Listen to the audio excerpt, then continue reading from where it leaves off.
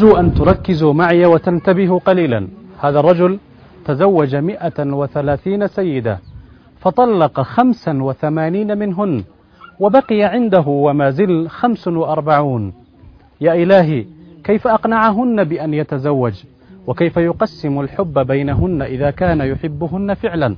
وقبل كل ذلك، كيف سولت له نفسه القيام بهذه الخطوة الخطيرة؟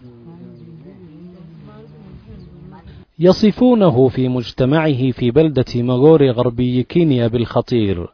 إنه أكوكو رينجر في 90 من عمره، وقد تزوج حتى الآن أكثر من 130 امرأة. هذا الكرسي أعد له خصيصا لرعاية اجتماع عائلي يحضره بعض أبنائه وبعض زوجاته، وقد درجت العادة أن تصافحه آخر الزوجات.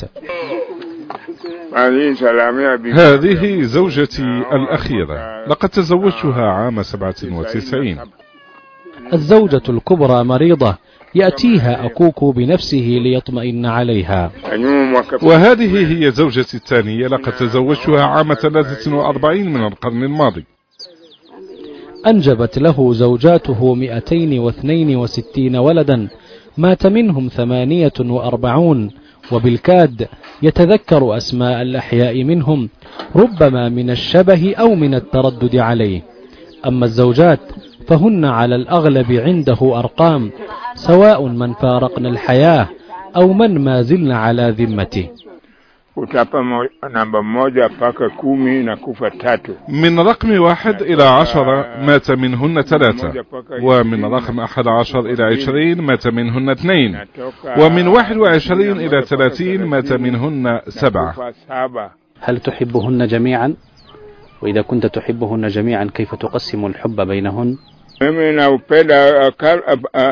اللواتي لا يحبونني طلقتهن، أما اللواتي يحبونني وأحبهم هم الذي بقوا معي حتى الآن.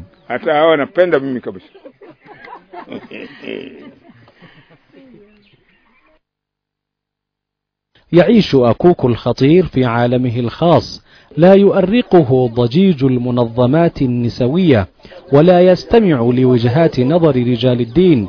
هذه هي مملكته، وهذه هي عاداته. أيها المشاهد، أرجو أن لا تقتدي بهذا الرجل، وإذا كنت ترغب أن يتجاوز أولادك 100 عليك الاستشارة مع أهل الشريعة وعلم القانون كي لا تخالف الشرائع. أما أنا فهناك نصيحة قالها لي الرجل بعد تجربته الخطيرة هذه، لكنني لا أفشي أسراري على الهواء مباشرة. فهد ياسين، الجزيرة.